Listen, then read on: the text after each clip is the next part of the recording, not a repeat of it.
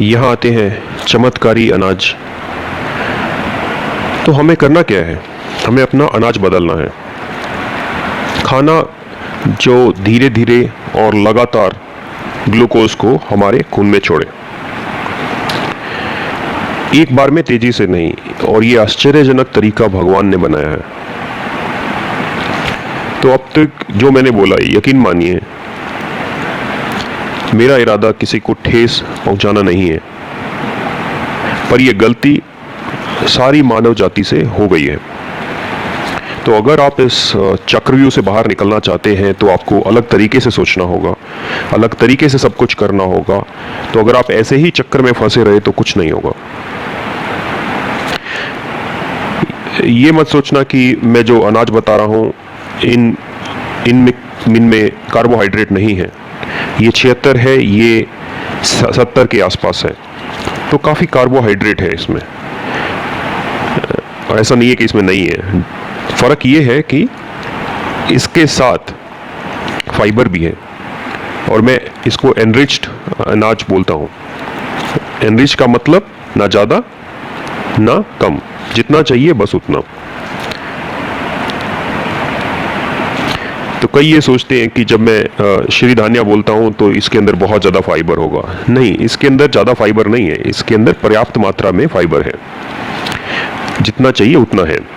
तो 60 ग्राम से 8 ग्राम, 65 ग्राम से 9.8 ग्राम, ये कॉर्ले ब्राउन टॉप मिलेट बोलते हैं इसे। इसमें 12.5% है। और ये कैसे अरेंज्ड होता है? तो अगर ये 12.5% फाइबर राइस के ऊपर हो, बाहर की लेयर पर हो, तो जब भी आप उसको डीहस्किंग करेंगे तो सारा का सारा वो खत्म हो जाएगा, तो उसका कोई फायदा ही नहीं है। तो इसका मतलब कुछ और करना पड़ेगा। तो भगवान ने क्या किया? उन्होंने फाइबर को कुछ ऐसा अरेंज किया कि वो सेंटर से लेके सतहों में उसको अरेंज किया है, सेंट्रिक सर्कल्स की तरह। तो आपके पास फाइबर है, कार्बोहाइड्रेट है, फाइबर है, फिर कार्बोहाइड्रेट है, आपस में एक दूसरे के साथ जुड़े हुए कॉम्प्लेक्स तरीके से ये पूरी रचना बनी होती है। तो जब मैं ये ग्रेन खाता हूं तो ग्लूकोज अचानक नहीं बढ़ता, क्योंकि शरीर को इस फाइबर से निकालना होता है और वो धीरे धीरे रिलीज होता है। तो असल में यही होता है कि जब आप 100 ग्राम ब्राउन टॉप मिलेट खाते हैं तो उसे 8 घंटे लगते हैं ग्लूकोज को आपके शरीर में रिलीज करने में। तो ये क्या करता है? ये स्टेप बाय स्टेप धीरे धीरे थोड़ी थोड़ी मात्रा में रिलीज करता है, थोड़ी थोड़ी मात्रा में, 3 ग्राम, 5 ग्राम, 4 ग्राम। तो अगर मैं इसको ग्राइंड भी कर दूं, पीस भी दूं, आटा बना दूं इसका, तो भी कार्बोहाइड्रेट और फाइबर आपस में से अलग नहीं होते। केवल आपका पाचन तंत्र ही इसको अलग अलग कर सकता है। परंतु यह करने के लिए आपको इस पूरी प्रोसेस को आसान करना होगा। अगर आप ऐसे ही खा लेंगे तो फाइबर अलग नहीं होगा। इसको पानी में भिगोना जरूरी है। भिगोने से फाइबर फैलना शुरू होता है और आपके पाचन तंत्र के लिए तैयार हो जाता है। आज हम लोगों के लिए समस्या क्या है कि अमिताभ बच्चन पिछले 20 सालों से कह रहे हैं, ना पिता चाहिए ना माता चाहिए, 2 मिनट वाली नूडल्स। सारे बच्चे अब नूडल्स डालते हैं गर्म पानी में और स्लर्प करके खा जाते हैं।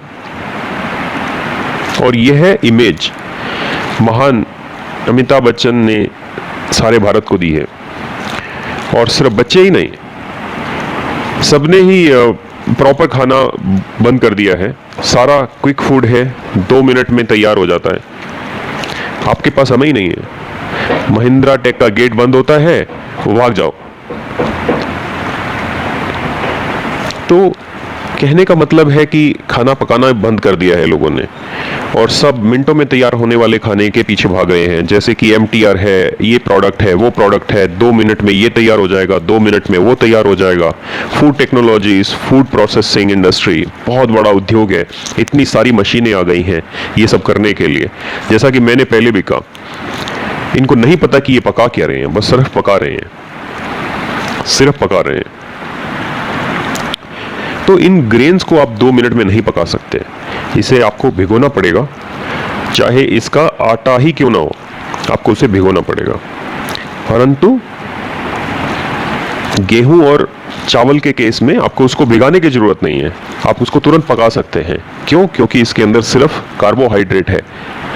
परंतु इस केस में ऐसा नहीं होता, आपको पुराने पकाने के तरीके अपनाने होंगे। आराम से इसको 6 से 8 घंटे भिगोना होगा ताकि फाइबर रिलीज हो सके और वो पकने के लिए तैयार हो सके। तब यह 5-10 मिनट में पक जाएगा और आप इसे मिट्टी के बर्तन में भी पका सकते हैं। बहुत पहले की बात है, मैं लोगों को ऐसे ही खाने के लिए बोल देता था, क्योंकि कुछ खाएंगे तभी आपको कुछ मिलना शुरू होगा। तो मेरे पुराने 2011-2012 के लेक्चर्स में मैं लोगों को बोलता था कि आधा घंटा भिगो लो और खा लो, क्योंकि अगर मैं किसी को बोलूँगा कि 6 से 8 घंटे भिगोना है तो कहेंगे कि ये पागल है और कोई भी मुझे सुनेगा नहीं। तो शुरू में मैंने ये ट्रिक लगाई, क्योंकि अगर आप आधा घंटा भी भिगोते हैं तो ऊपर का भाग धीरे धीरे रिलीज होता है। तो आपको हो सकता है पेट दर्द हो, कुछ बॉइल्स वगैरह हो सकते हैं, क्योंकि जब आप अनकुक्ड फाइबर खाते हैं तो गर्मी करता है वो। पर इन सब के बावजूद भी आपको बेनिफिट मिलेंगे, क्योंकि ग्लूकोज आपके खून की तरफ दौड़ेगा नहीं और आपका शरीर असल में काम करना शुरू कर देगा। और यही एक सैड स्टोरी है। ग्लूकोज हमारी ज़िंदगी के लिए बहुत ज़रूरी है, पर अगर ये ज़्यादा होगा तो ये जहर है और ये आपकी इम्यूनिटी को डिस्टर्ब करना शुरू कर देता है। सिर्फ 1 ग्राम शुगर आपको 6 महीने पीछे भेज सकती है, जहाँ तक इम्यूनिटी का सवाल है। तो 1 ग्राम शुगर आपको इतना बीमार कर सकती है, इतना ज़्यादा बीमार कर सकती है। अगर आप शुगर को बिल्कुल ही बंद कर दें, मैं गारंटी के साथ कह सकता हूं कि आप ये डेंगू वगैरह, चिकनगुनिया वगैरह इस तरह की बीमारियों को आराम से फेस कर सकते हैं। कोई भी समस्या नहीं है, क्योंकि आपका बोन मैरो इस तरह के वायरसेस को फेस करने के लिए तैयार रहेगा। और अगर आप शुगर लोगे तो ये प्रॉब्लम है, क्योंकि आपका शरीर जरूरत के हिसाब से एंटीबॉडीज नहीं बना पाएगा। तो आप देख रहे हैं अंतर क्या है।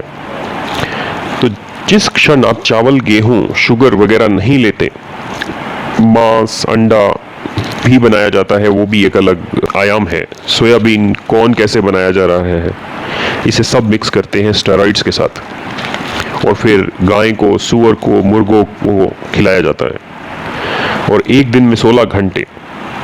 तो इस तरह से मीट तैयार होता है। तो इतने सारे केमिकल्स के अवशेष उसमें आते हैं कि 100 ग्राम अंडे खाते हैं तो आप 1 किलो सब्जी या चावल, गेहूं की तुलना में 8 गुना ज़्यादा केमिकल कंज्यूम कर रहे हैं। तो ये सब केमिकल आपके शरीर में अपना नाच शुरू कर देते हैं और आपके डीएनए को डिस्टर्ब करते हैं और कैंसर कंडीशंस पैदा करते हैं। और खासकर सोयाबीन, ग्लाइफोसेट, जो कि सोयाबीन को तैयार करने में इस्तेमाल होता है, यह 1 नंबर का हर्बिसाइड है और 1 नंबर का कार्सियोजेनिक मटेरियल है। तो जो लोग सोयाबीन खा रहे हैं उनका कैंसर बढ़ सकता है। जिस भी कंट्री में मांस ज़्यादा खाया जाता है वहाँ कैंसर ज़्यादा है। ये मांस की वजह से नहीं है, बल्कि जिस तरीके से मांस को प्रोड्यूस किया जाता है। मीट में भी बहुत मात्रा में स्टेरॉइड होता है। शरीर को काम करने के लिए केमिकल्स की जरूरत होती है, पर अगर आप केमिकल ज़्यादा डाल देंगे, स्टेरॉइड ज़्यादा डाल देंगे, तो हमारे शरीर का संतुलन बिगड़ जाएगा। और लोगों का यही संतुलन बिगड़ रहा है, तो उनको पार्किंसंस, अल्जाइमर्स की बीमारियां हो रही हैं और ऐसी बीमारियों की गिनती बहुत ज़्यादा बढ़ रही है। खासकर मीट खाने वाले देशों में पार्किंसन 17%, 18%। और इसका मतलब कि वो भूल जाते हैं कि वो हैं कौन, उनका संतुलन बिगड़ जाता है और आपका शरीर हिलने लगता है। और इसके अलग अलग नाम दिए गए हैं। हाथों पर कोई नियंत्रण नहीं रहता, लगातार हिलते रहते हैं, उनको पता नहीं चलता कि वो हिल भी रहे हैं, उनकी पकड़ नहीं रहती, वो लिख नहीं सकते, साइन नहीं कर सकते और ये दयनीय हालत हो जाती है उनकी। और ये सारी स्थिति हम रिवर्स कर सकते हैं, पूरी तरह से रिवर्स कर सकते हैं, और वो भी सिर्फ 6 महीने से 2 साल के अंदर अंदर, अगर आप खाने की कंडीशंस को बदल दें। तो सबसे पहले सिंपल और लॉजिकल और बहुत ही वैज्ञानिक तरीका है कि आप अपना खाना बदलें और टेबलेट लेना बंद करें। तो आप को किसके पास जाने की जरूरत है? डॉक्टर के पास नहीं। अगर आपको सेहत चाहिए तो आपको उन लोगों के पास जाने की जरूरत है जो यह ग्रेन उगा सकें। और ये ग्रेन्स पारंपरिक रूप से वहां उगाई जाती है जहां बरसात नहीं होती। इसका मतलब सिर्फ 4 बारिशें इन ग्रेन्स को उगा सकती हैं। और इन 5 ग्रेन्स को एक 1 किलो मात्रा उगाने के लिए सिर्फ 200 लीटर का पानी चाहिए। और इन ग्रेन्स को न्यूट्रल ग्रेन्स बोलते हैं, इनके रेशियो की वजह से।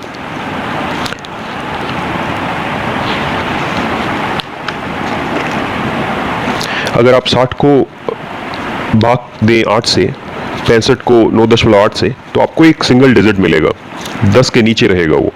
और अगर आप यही तरीका यहाँ लगाएं न्यूट्रल मिलेट के साथ, पर्ल मिलेट वगैरह, तो ये 25 के ऊपर है।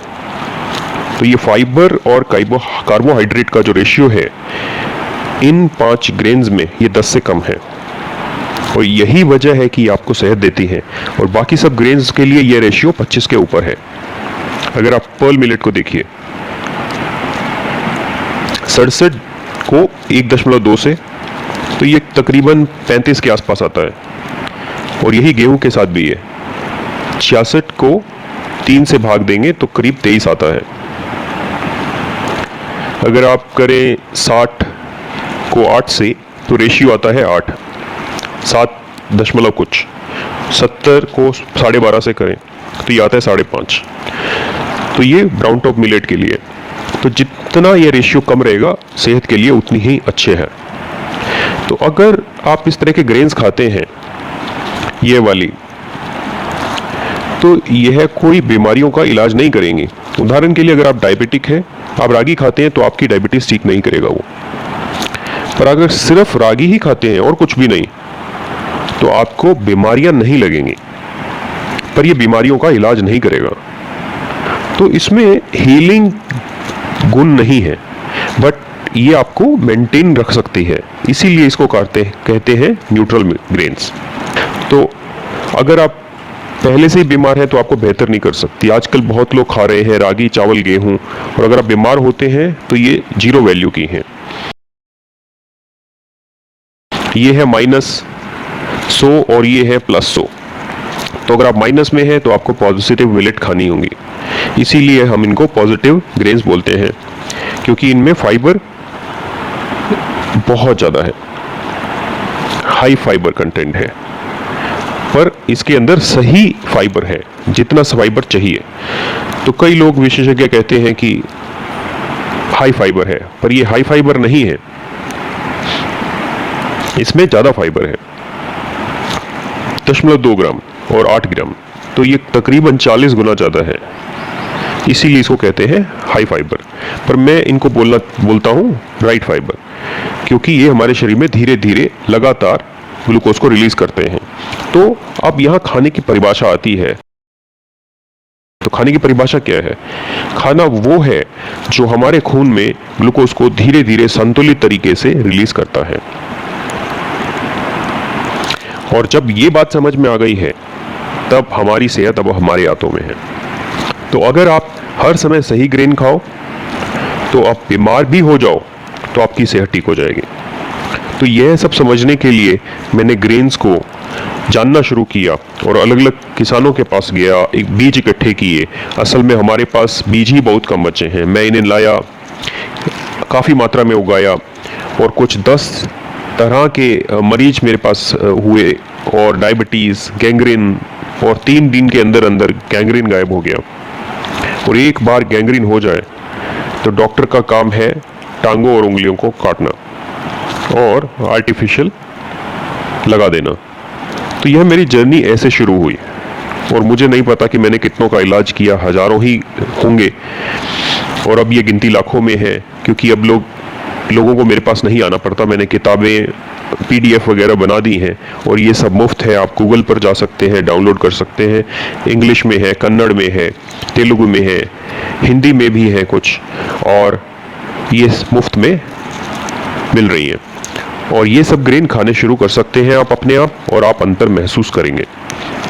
सिर्फ 6 महीनों में ही कोई भी सेहत को महसूस कर सकता है। हम यहाँ बीमारियों की बात नहीं कर रहे, हम बात कर रहे हैं सेहत की। आपका शरीर जब सेहतमंद रहता है,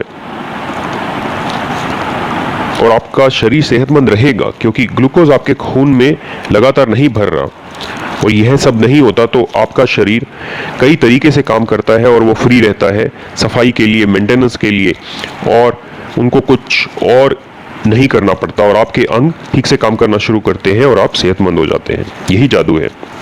और मैं जादू पसंद नहीं करता क्योंकि जादू और चमत्कार कभी कभार ही हो सकते हैं, और यह पूरी तरह से विज्ञान पर आधारित है। और ये मैटर नहीं करता कि कितने लोग हैं, आप लाखों लोगों को लाइन में लगा दीजिए, ये सिद्धांत को अपनाइए और 1 लाख लोगों को ठीक किया जा सकता है अगर उनके पास समय है तो।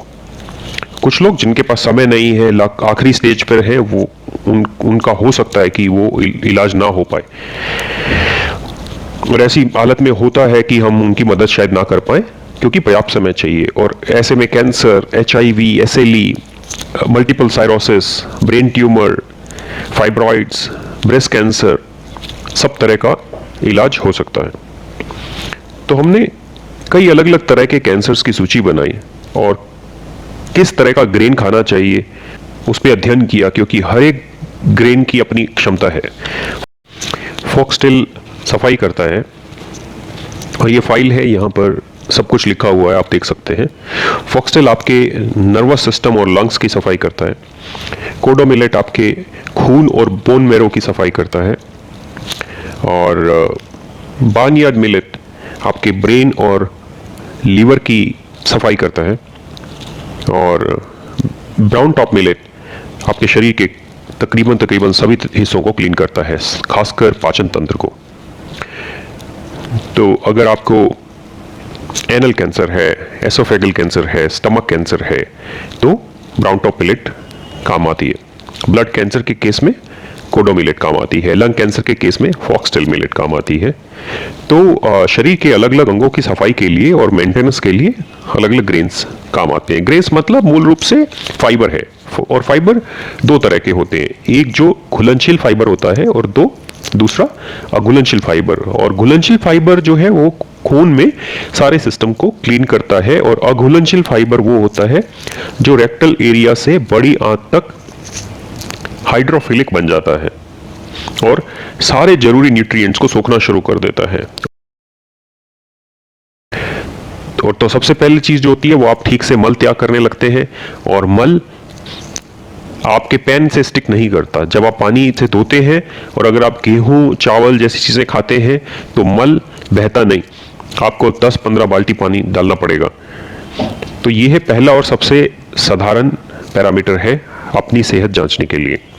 जब आप टॉयलेट जाएंगे तो आपको कम पानी चाहिए, और यही भविष्य की पीढ़ियों के लिए सबसे महत्वपूर्ण चीज है, क्योंकि हमारे पास पानी नहीं है। हाँ। पानी पूरी धरती पर एक ही तरह है, ना कम है ना ज्यादा है, और वो फिक्स है पानी। और हमारे पास सिर्फ 3% पानी ही पीने लायक है जो असली पानी है, बाकी सब तो समुद्रों में है। और इस 3% में से 2.7% पानी साउथ और नॉर्थ पोल के अंदर लॉक्ड है, और सिर्फ 0.3% पानी ही हमारे इस्तेमाल के लिए उपलब्ध है, जिसमें से 0.2% मीट और कृषि को उगाने में चला जाता है। तो वैज्ञानिक असल चीज की तो बात ही नहीं कर रहे। तो असल में ये खाना कंज्यूम करते हुए हम असल में सारा पानी ही कंज्यूम कर रहे हैं। 66% पानी तो इसी में चला जाता है, चीनी बनाने में, मीट तैयार करने में, गेहूं और चावल उगाने में। और हम पानी के लिए लगातार लड़ते रहते हैं, क्योंकि जब हम गन्ना पैदा करते हैं तो 12 महीने इसकी सिंचाई करनी पड़ती है, और सिंचाई करने के लिए फर्टिलाइजर डालने पड़ते हैं, और फर्टिलाइजर डालेंगे तो बीमारी आएगी, और यही बिजनेस मॉडल है। तो हम सबको ये यकीन दिला दिया गया है कि गन्ना खाओ, केला खाओ। केला क्यों उगाया जाता है? जैसा कि मैंने पहले बताया, वाइन बनाने के लिए।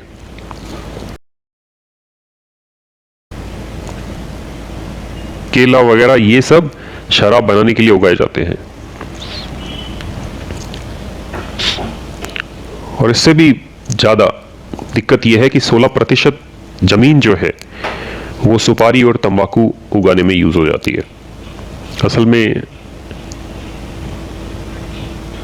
पूरी की पूरी एग्रीकल्चरल ज़मीन जो है वो भारत जाति द्वारा नशीले पदार्थों को उगाने के लिए यूज़ हो रही है। और जिसको हम कहते हैं कि बहुत विकसित स्टेट है कैलिफोर्निया, उसने कानून बना दिया है कि आप मॉर्फिन बेच सकते हैं। और पूरी हिमालयन लैंडस्केप ज़मीन बदल दी गई है और वहाँ पर सिर्फ गांजा ही उग रहा है। तो आप देख रहे हैं कि हम कैसे बदल चुके हैं।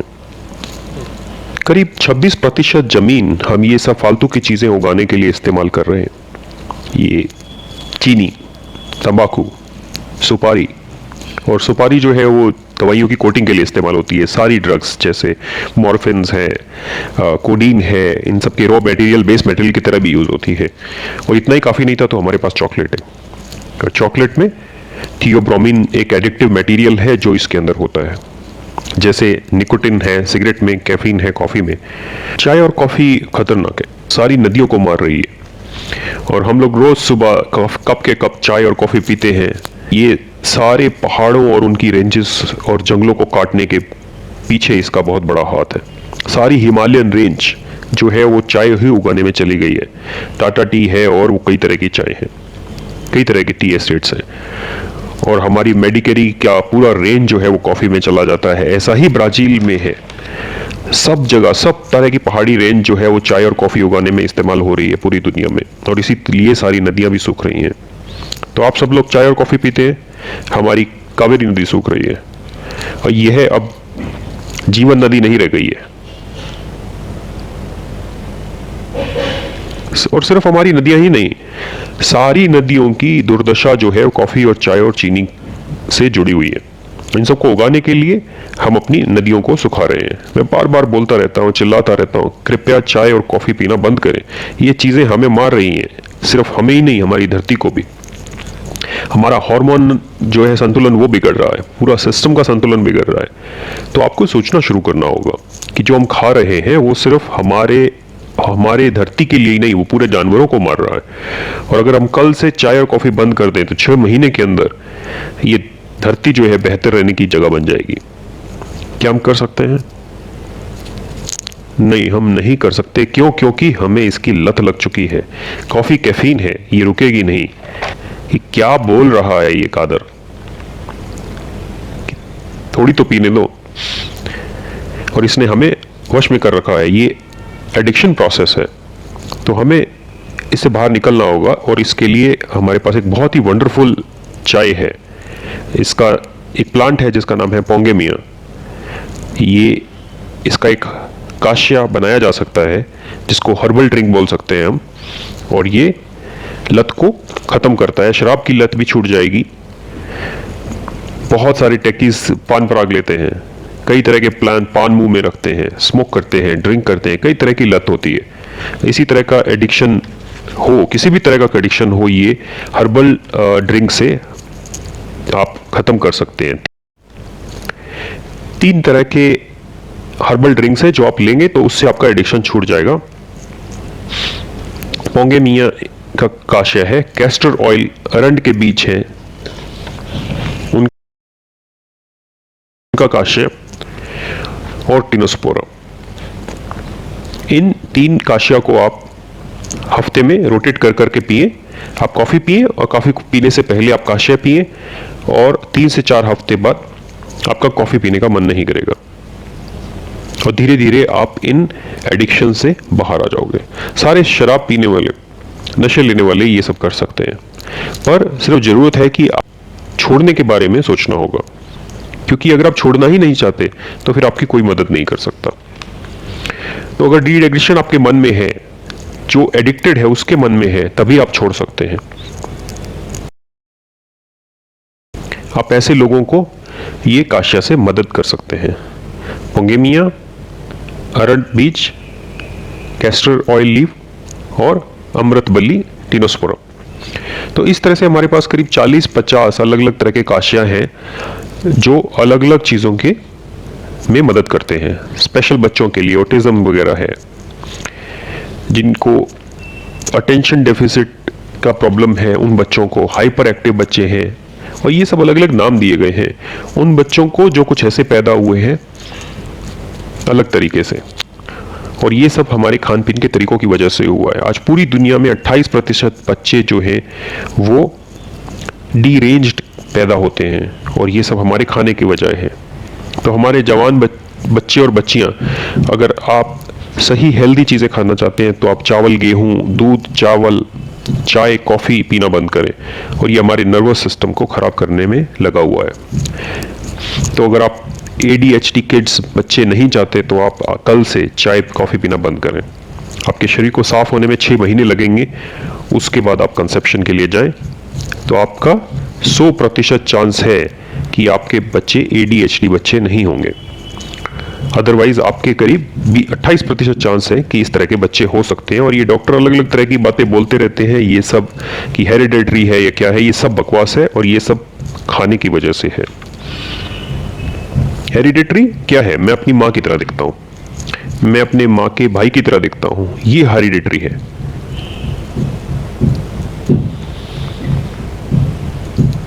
उनको मजाक समझ में आ गया है।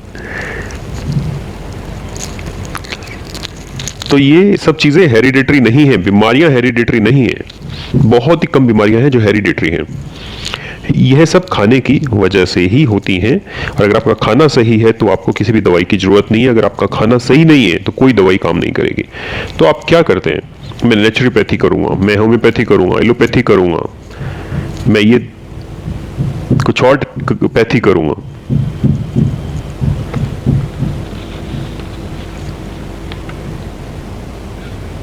तो ये इस तरह के प्रयोग कर रहे हैं, ओ ये करो, वो करो,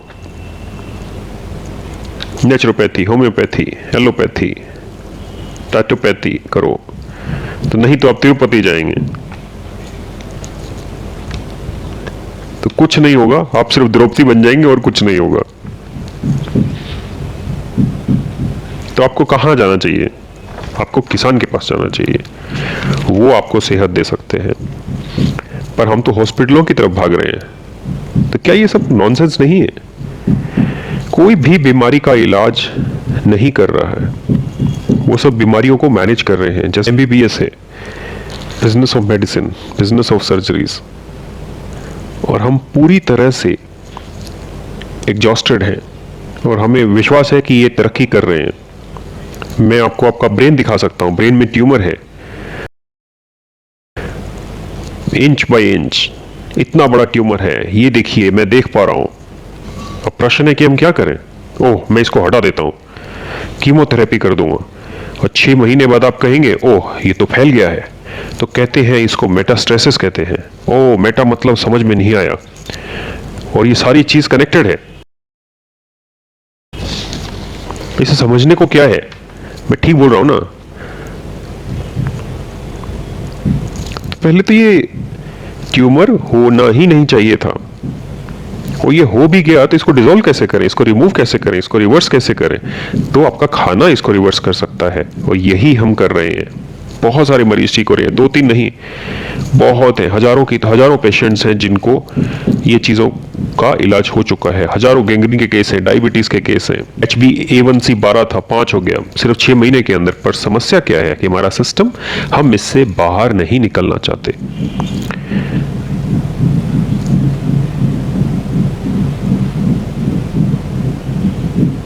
आपको इससे बाहर निकलना होगा।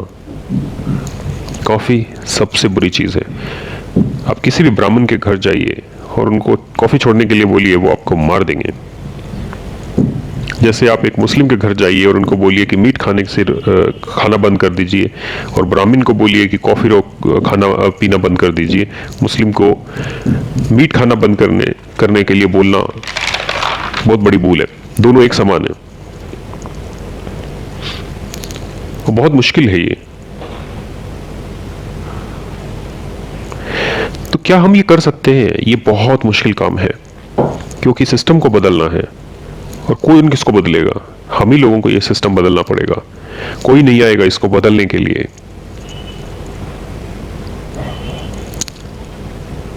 और हमें ही इन चीज़ों को बदलने की ज़रूरत है, हमें इस पर काम करने की ज़रूरत है। अगर आप सब लोग मिलेट खाना चाहते हैं तो किसान मिलेट उगाएंगे। अगर आप ये कहें कि मैं मिलेट खाना चाहता हूं तो अच्छा है, इतना ही काफ़ी है, क्योंकि आप लोग ऑर्डर करते हैं पिज़्ज़ा, बर्गर, नूडल्स, तो मिलेट कौन खाएगा। और अगर आप मिलेट नहीं लोगे तो कुछ सालों बाद मिलेट के बीज जर्मिनेट ही नहीं होंगे। ये बीज 6 महीने से 3 साल तक जर्मिनेट होते हैं और 6-7 सालों के बाद अपनी जर्मिनेट होने की क्षमता को खो देते हैं।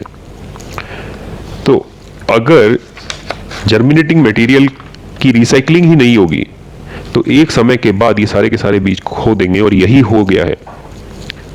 दुनिया से कई तरह के वंडरफुल और डाइवर्सिफाइड फूड मटेरियल जो है वो 15-20 साल में हम खो चुके हैं।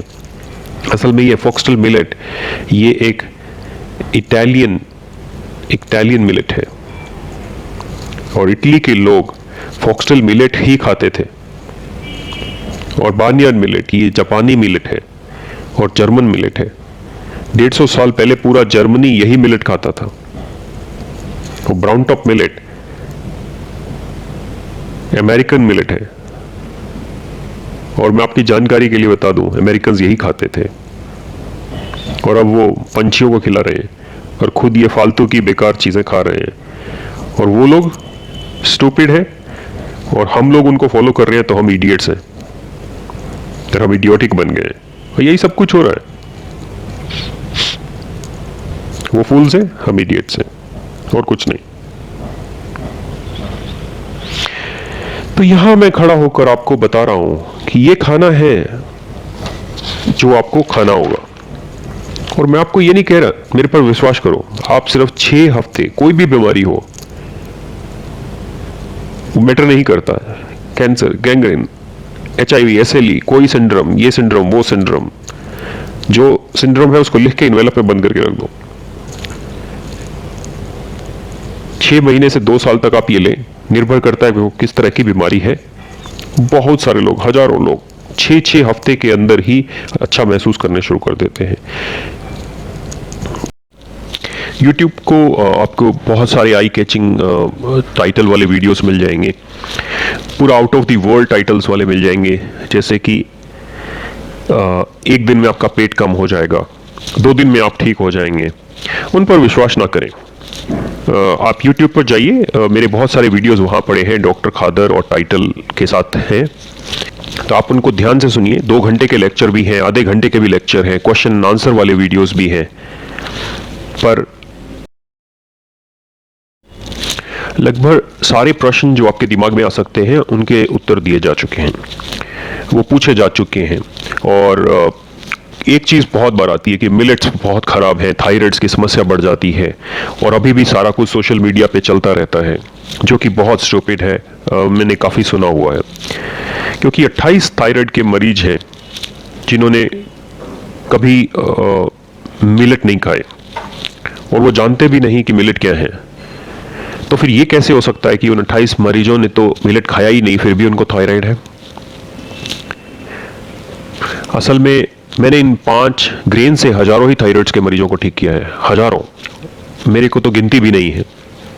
अकेले मेरे क्लिनिक में ही मैं एक होम्योपैथी डॉक्टर हूँ, रोज 100 से 200 मरीज देखता हूँ और बहुत सारे ठीक हो जाते हैं।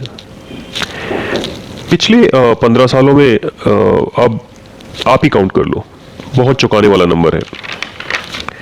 और इसके बाद मैंने आसपास जाना शुरू किया, कर्नाटका, आंध्रा, और अब मैं देश के बाहर भी जाना पड़ता है, तो बहुत लोग बुलाते हैं और मैं सबको अकोमोडेट करने की कोशिश करता हूँ। ये 5 ग्रेन खाने से आप अच्छा महसूस करना शुरू करेंगे, पर अब हमें पर्याप्त उगाना भी होगा, तो मुझे गांव में भी जाना पड़ता है। हमारे पास एक छोटी सी जगह है, मैंने 7 एकड़ फर्टाइल लैंड को एक जंगल में बदला है और इसको जंगल फार्मिंग का नाम दिया है, कन्नड़ में काडू कृष्णत्वे। सो इस चीज में बहुत काम किया है। हमें सारे पांचों ग्रेन्स उगाने हैं। हम बहुत सारे किसानों को सिखा रहे हैं, टेकीज को भी सिखा रहे हैं जो इंटरेस्टेड हैं। सबको इस चीज़ का पता होना चाहिए, कैसे उगाना है, कैसे प्रोसेस करना है बिना न्यूट्रिएंट्स को खोए हुए। इन सब के लिए क्लासेस और लेक्चर्स हम लगाते हैं।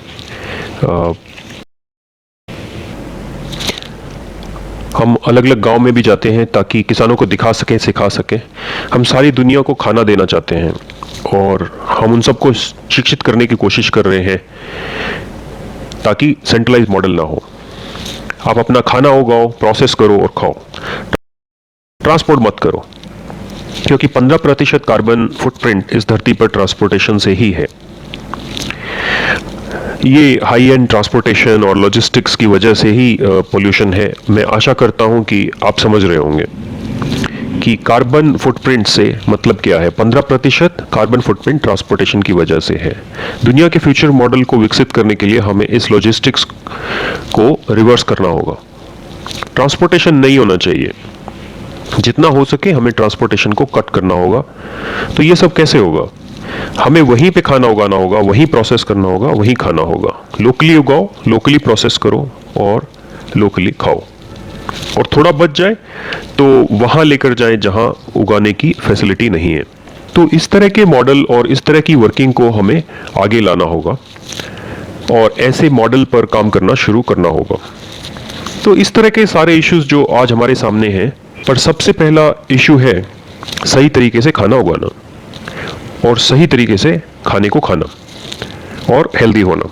और अगर आप हेल्दी होंगे तो समस्याओं के साथ ज़्यादा अच्छे तरीके से काम कर सकते हैं। तो सबसे पहला टास्क ये है कि मैं लोगों को हेल्दी कैसे बनाऊं। मैं आप लोगों को क्यूर करने का नहीं सोच रहा हूं, बल्कि यह कि आपको कैसे हेल्दी बनाया जाए। और आपको हेल्दी बनाने के लिए मुझे आप लोगों को कन्विंस करना होगा कि आप जो खा रहे हैं वो गलत है, आप खाना बदलो। बस इतना ही। तो आप लोग मेरे साथ हैं? क्या मैंने आपकी चेतना पर कुछ प्रभाव डाला है कि जो आप खा रहे हैं वो गलत है और आपको बदलने की ज़रूरत है? मैं ये नहीं कह रहा कि आप पूरी तरह से कन्विंस हो गए हैं, पर जगह है सुधार करने की। और एक आपने इस बारे में सोचा भी नहीं होगा कि कुछ अलग तरीका है जो एग्जिस्ट करता है। तो मैंने अगर इतना भी डेंट आपके दिमाग में, आपकी चेतना पर डाल दिया तो समझो मेरा काम यहाँ आने का पूरा हो गया। और इसके आगे भी अगर आप सोचते हैं कि मैं 6 महीने बाद फिर आऊँ तो मैं आ सकता हूँ, परंतु तब तक मैं इंतज़ार करूँगा। और आप सब अपने क्वेश्चंस पूछ सकते हैं, प्रश्न पूछ सकते हैं, या अगर आप चाहते हैं कि मैं और बोलूँ इन सब अलग अलग चीज़ों के बारे में, तो मेरे पास लिस्ट है। तो हमारे पास लिस्ट है अलग अलग तरह की कंडीशंस जिसे लोग सफ़र कर रहे हैं, और खाना जो आपको खाना चाहिए और जो काशिया जो आपको बनाने चाहिए। तो खाना कैसे बनाएं, काशिया कैसे बनाएं, कैसे पकाएं। तो ऐसी कई चीज़ें हैं जिनके बारे में अपने आप को सिखाना होगा। और MTR जैसी चीज़ों की तरफ मत जाओ, खाना पकाना शुरू कीजिए, अपनी रसोई में चीज़ें बनानी शुरू कीजिए। अब हमारे घरों में किचन भी नहीं है, 3 बेडरूम, 1 हॉल और कोई किचन नहीं है। अमेरिका में कोई किचन नहीं है क्योंकि सब कुछ तो मैकडोनल्ड और KFC कर रहे हैं। KFC आपको क्या सप्लाई कर रहा है? क्योंकि 5 साल पहले वो चिकन ढंग से नहीं बना पाते थे कि ऐसा किया जाए, और यही कारण है कि अब केंटकी फ्राइड चिकन नहीं है। ये केवल KFC है, दैट्स इट। इसका कोई एक्रोनिम नहीं है अब, सिर्फ KFC, क्योंकि इन्होंने अब एक बार रख दिया तो इसको बदल नहीं सकते। तो ये आप सब खा रहे हैं, सब सिंथेसाइज्ड खाना है। और मैकडोनल्ड भी पीछे नहीं है, वो भी कुछ इसी तरह का कर रहे हैं। इसी वजह से इतनी प्रॉब्लम्स आ रही हैं, ज़्यादा पार्किंसंस के मरीज, ज़्यादा अल्जाइमर्स के मरीज, ज़्यादा कैंसर के मरीज। तो आप लोगों को इस नॉनसेंस से बाहर निकलना है। ये खाना नहीं है। लोग कहते हैं जंक फूड, ये जंक फूड नहीं है, ये जंक है। इसमें फूड वाली तो कोई बात ही नहीं है। तो सावधान रहिए, कई तरह के इश्यूज हो रहे हैं। अगर आप चाहते हैं कि आपके हेल्दी बच्चे हों, अगर आप अच्छी सेहत चाहते हैं, अगर आप डॉक्टर्स के पास नहीं जाना चाहते, तो आप इस बारे में सोचना शुरू करें। ये आपके हाथों में है, क्या खाना है, क्या नहीं खाना है। कई सुविधाएं आती हैं, पर आपका उन सुविधाओं से बाहर निकलना जरूरी है और अपनी हेल्थ के बारे में सोचना शुरू करना होगा। कई तरह के इश्यूज होते हैं, आपको क्रिएटिवली इन इश्यूज का सोल्यूशन ढूंढना होगा, और यह मेरे अकेले का काम नहीं है। मैं तो ऐसे सिस्टम को तैयार करने की कोशिश कर रहा हूं जो बिल्कुल अलग है, पर आपको इस यात्रा में भाग लेना होगा, तभी आप ऐसी दुनिया का विजन बना सकते हैं जहां कोई भी बीमारी ना हो और भविष्य की पीढ़ियां खुशी से ऐसे बात कर सकें जैसा मैंने कहा था कि कैंसर हुआ करता था, डायबिटीज का भी कोई नाम हुआ करता था, और ये बिल्कुल संभव है अगर हम सब मिलकर काम करें। चलो कुछ बात करते हैं, कैंसर के बारे में बात करते हैं। बहुत भयानक बीमारी है ये, हमारे लिए एक नाम है। देखिए कैंसर की किस्में: stomach cancer, skin cancer, oesophagus cancer, uterus cancer, liver cancer, blood cancer, prostate, brain cancer. एक टैकी था, मुझे पता नहीं कौन सी कंपनी में था, उसको बोन कैंसर था। डॉक्टर ने कहा कि इसे कट करना पड़ेगा, और फिर कीमोथेरेपी, रेडियोथेरेपी। इन सबसे पहले वो कुछ खा नहीं पाता था क्योंकि सारा कुछ यहाँ रुका हुआ था, यहाँ पे ग्रोन था, तो पाइप से उसको फीड करते थे। ऑपरेशन के 3 हफ्ते पहले वो मेरे पास आए, माता पिता मेरे पास लेकर आए। वो 21 साल का एक लड़का है, 21-23 साल का लड़का है। जब उसको यह हुआ तो वो पिज्ज़ा बर्गर वगैरह बहुत खाता था, पेप्सी कोक पीता था, तब उसको ये सब हो गया। और जब वो मेरे पास आए तो उसको बोन कैंसर वाली गांजी पिलाई, क्योंकि वो कुछ खा नहीं सकता था। तो गंजी एक पॉरिज है, ये प्री हिस्टोरिक टाइम के पहले का खाना है। तो बीज इकट्ठा करते थे, भिगोते थे और पकाते थे, और पूरी रात भिगोने के बाद उसको खाते थे। ये गंजी है, और गंजी को ट्यूब के रास्ते पिलाया। 3 हफ्ते बाद वे अपना मुंह हिला सका, और उसके बाद 3 महीने के बाद उसका बोन कैंसर चला गया।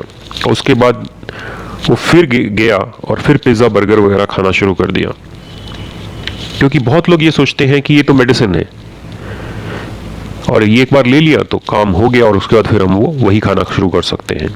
कई गैंग्रीन के मरीज ठीक होने के बाद आते हैं और पूछते हैं कि अब मैं अपना नॉर्मल खाना शुरू कर दूं। तो मैंने कहा ये नॉर्मल फूड नहीं है। आपको बीमारी होती है तो आप कहते हैं यही नॉर्मल फूड है, और जब मैं बीमारी ठीक कर देता हूं आप कहते हैं कि ये अब नॉर्मल है।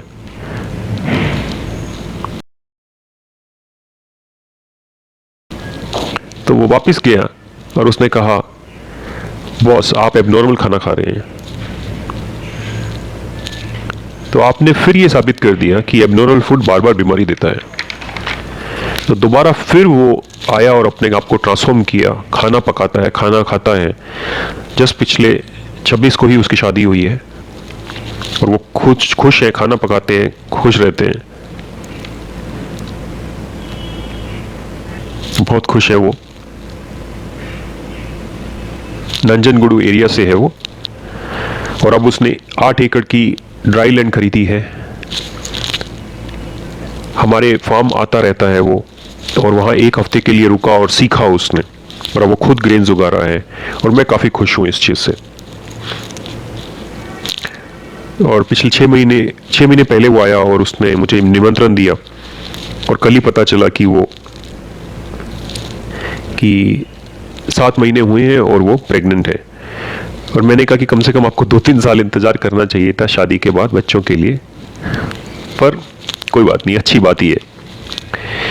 कई 100 हज़ारों ही लोग मुझे फ़ोन करते हैं, और असल में मुझे अपना फ़ोन 2-3 सालों से बंद करना पड़ा, और मैं अपनी पत्नी को फ़ोन नहीं कर सकता जब मैं बाहर होता हूँ। बहुत सारी कॉल्स आती हैं, पर ये सब हो रहा है, मैं खुश हूँ इस बारे में। और मैं असल में बहुत ही खुश आदमी हूँ इस धरती पर, क्योंकि हज़ारों ही लोग मुझे कॉल करते हैं और आभार प्रकट करने के लिए कॉल करते हैं मुझे। बहुत सारे स्पेशल बच्चे जिनको फिट्स, पैरालिसिस था, उनको हमने मदद की। तो मैं आप लोगों का आग्रह करता हूं कि आप इस तरह की लिटरेचर को पढ़ें, फ्री में अवेलेबल है। आप PDF वगैरह डाउनलोड कर सकते हैं, और अगले कुछ महीनों में हम इसको और बेहतर बनाने की कोशिश कर रहे हैं, क्योंकि हम बहुत सारी नई चीज़ें और सीख रहे हैं और मुझे पूरी तरह से विश्वास है कि हमें सही तरीका मिल गया है। और श्रीधर मूर्ति जैसे लोग पिछले 3-4 महीनों से हमारी मदद कर रहे हैं। वो बहुत ही मेहनत से शहर में काम कर रहे हैं। मेरे लिए ये सब आसान नहीं है, शहर के बाहर जाना और काम करना, पर शहर में ही रहकर जो काम करना है वो बहुत मुश्किल है। तो इस तरह के काम में बहुत सारे लोग मदद कर रहे हैं। श्रीधर मूर्ति इसको काफ़ी समय से आगे बढ़ा रहे हैं और ये मेरे नज़दीकी मित्र हैं। इसमें व्यापार का भी एलिमेंट है। शहर में आप जो भी करें उसमें व्यापार का एलिमेंट आ ही जाता है और वो सही भी है। और मैं व्यापार के खिलाफ नहीं हूँ, बल्कि हमें व्यापार को बदलना है। दवाओं का व्यापार करने की बजाय मिलेट का व्यापार करें और यही भविष्य है।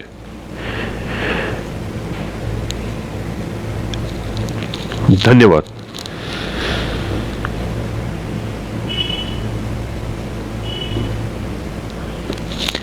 सर, अगर आप इजाज़त दें तो सवाल जवाब कर सकते हैं।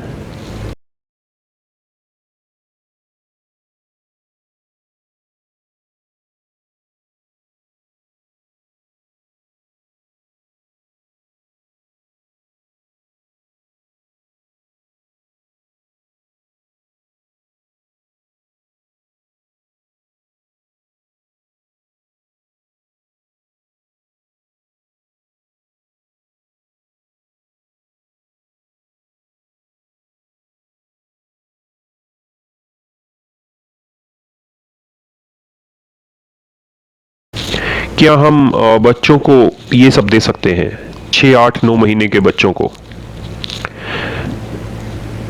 तो देखिए, नियम ये है कि पहले 9 महीने पेट में, 9 महीने माँ के स्तन से, और डॉक्टर्स ने ये नियम तोड़ दिया है। 2 हफ्ते में आप बच्चों को खिला सकते हैं, पर 9 महीने तक बच्चों को माँ का दूध दें। और अगर काफ़ी दूध है तो आप 2 साल तक पिला सकते हैं। उसके बाद पहली चीज़, उनको अन्नप्राशा दें। और पहले हमारे समय में लिटिल मिलेट 1 हफ्ते तक दी जाती थी, तो आप 1 हफ्ता तक लिटिल मिलेट दे सकते हैं। 1 हफ्ते आर्का दे सकते हैं, 1 हफ्ते कॉर्ले दे सकते हैं। और इस तरह से हर हफ्ते आप 1-1 मिलेट बदल बदल के दें। जितना अलग अलग तरह का आप अनाज बच्चों को देंगे शुरुआती दिनों में, उतना ही बच्चा अच्छा रहेगा और उसकी रोग प्रतिरोधक क्षमता बढ़ेगी। तो इसीलिए एक चीज़ पर ना रुके, अलग अलग सब्जियां, अलग अलग पत्ते, अलग अलग तरह के अनाज बच्चों को दें।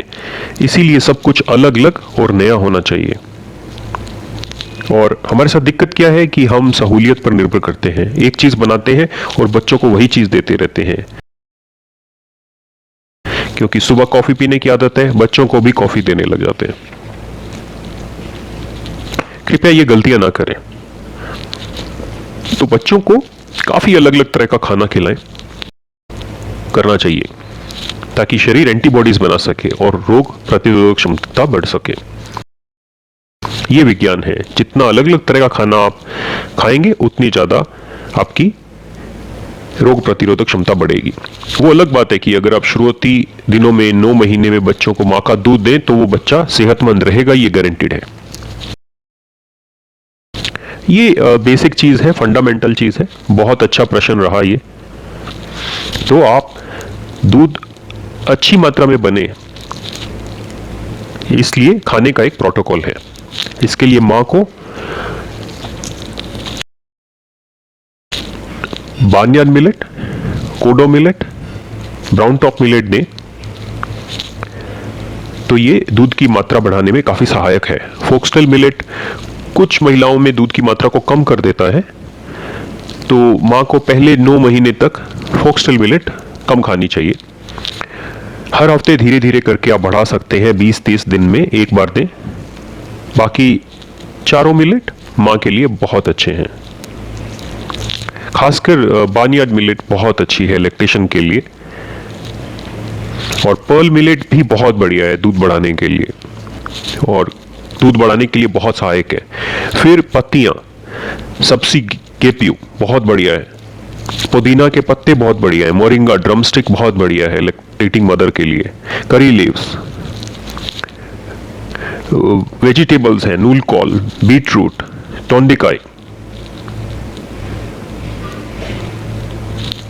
ये पंपकिन की तरह का एक वेजिटेबल है। उसके बाद फ्रूट्स हैं, वो भी बहुत बढ़िया हैं आपके लिए, नेरले फ्रूट बहुत बढ़िया है। तो इस तरह की कई चीज़ें हमने ढूंढी हैं जो बहुत अच्छी हैं।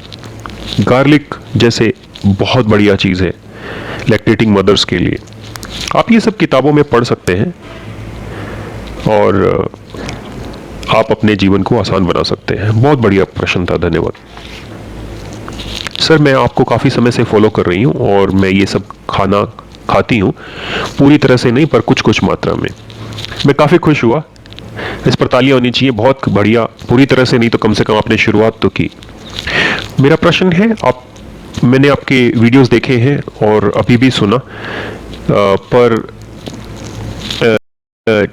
TSH के बारे में, एलिवेशन के बारे में क्या करना चाहिए? TSH, थायराइड प्रॉब्लम, ये सब दूध से जुड़ा हुआ है, बहुत आसान है ये, और स्टेरॉइडल इम्बैलेंस है ये। तो अगर आप दूध छोड़ दें तो आपका TSH ठीक हो जाएगा धीरे धीरे, और अगर आप दूध और चाय छोड़ दें तो और ज़्यादा आसान हो जाएगा। कम ज़्यादा की बात नहीं है, यही मैंने कहा। सुबह बस एक ही कप तो कॉफ़ी पीता हूं मैं, नहीं, आपको पूरी तरह छोड़ना पड़ेगा, पूरी तरह बंद करना पड़ेगा। साथ ही हमने एक खास प्रोटोकॉल बनाया है थायराइड प्रॉब्लम के लिए। आपको लिटिल मिलेट 3 दिन खानी है और बाकी 4 मिलेट एक एक दिन खानी है आपको।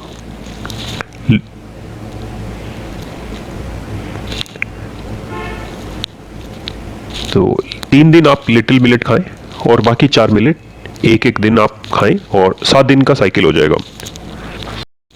और मैंने तेल के बारे में कुछ ज़्यादा बताया नहीं।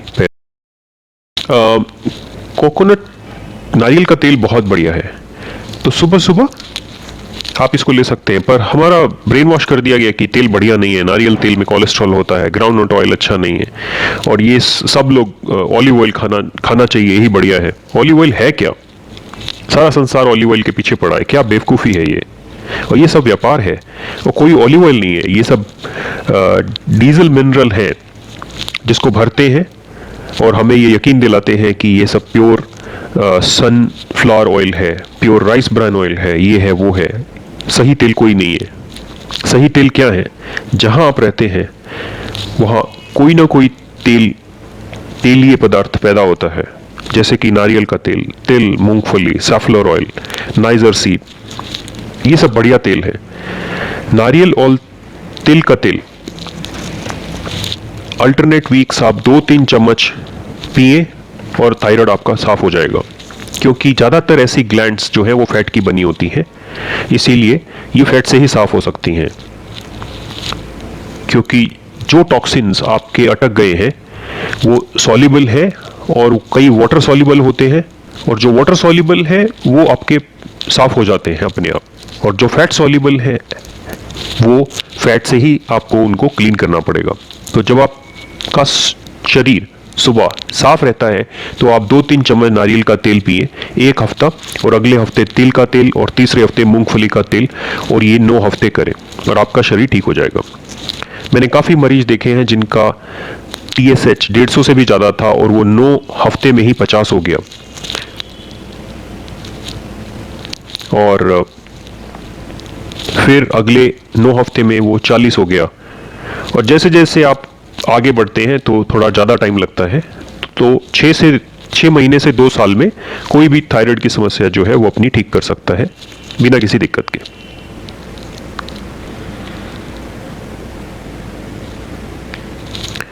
हाँ, थायरोक्सिन, अल्ट्रोक्सिन ही नहीं, कई तरह के मरीज, SLE, मल्टीपल स्क्लेरोसिस, सब स्टेरॉइड्स के आदी हो गए हैं, और स्टेरॉइड्स को शरीर से निकालना बहुत मुश्किल है।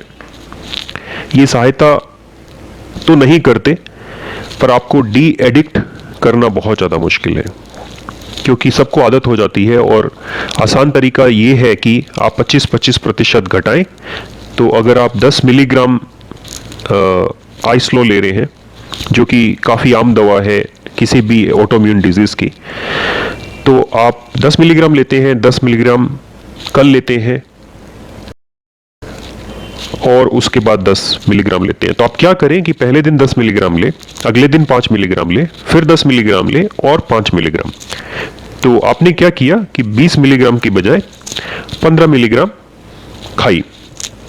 तो 3-4 हफ्ते के बाद 5-5 मिलीग्राम ले, तो अब आपने 50% कम कर लिया 4 हफ्ते में। और फिर आप ऐसे ही 5-5 मिलीग्राम की बजाय 2.5 मिलीग्राम खाएं और 2.5 मिलीग्राम 5 मिलीग्राम, 2.5 मिलीग्राम 5 मिलीग्राम, और ऐसे ही आप धीरे धीरे 3 हफ्ते में और कम करते जाएं। और 6 महीने में आपके शरीर से आप अपने गोलियों के प्रभाव को निकाल सकते हैं, चाहे वो डायबिटीज हो, कैंसर हो, SLE हो या कोई और बीमारी हो। आजकल तो ऐसा ही है, हर एक चीज के लिए हम दवा लेते हैं, यहां तक कि अगर आप सिट्रिजिन ना लें तो आपको खारिश होनी शुरू हो जाएगी।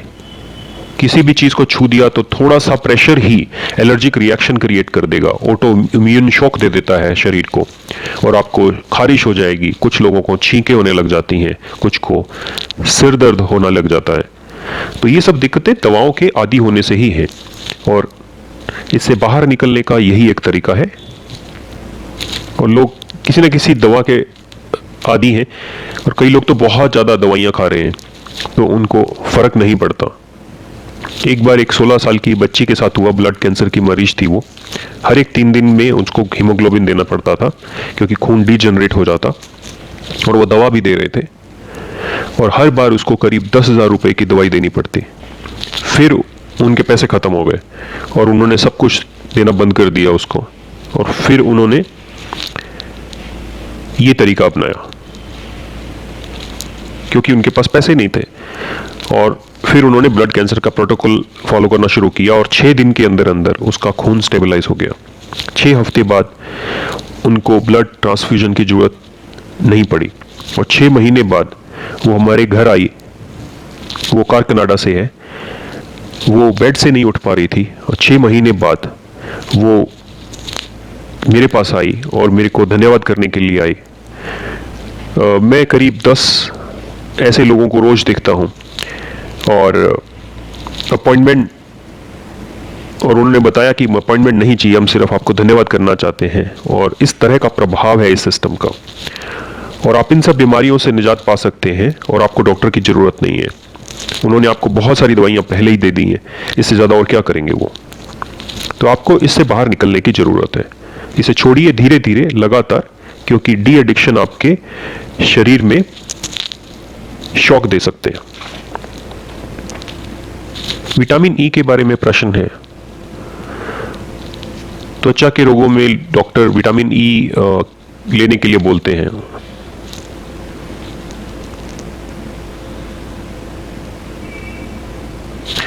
तो नहीं, जैसा मैंने कहा कि विटामिन ई जो आप खाने में देखें कि किस खाने में है, और ये टेबल है जिसमें त्वचा संबंधी रोगों के लिए मैंने बताया है, और देखें कि क्या खाना है, क्या सही खाना है, कौन से काष्य पीने हैं, वो आप ले सकते हैं।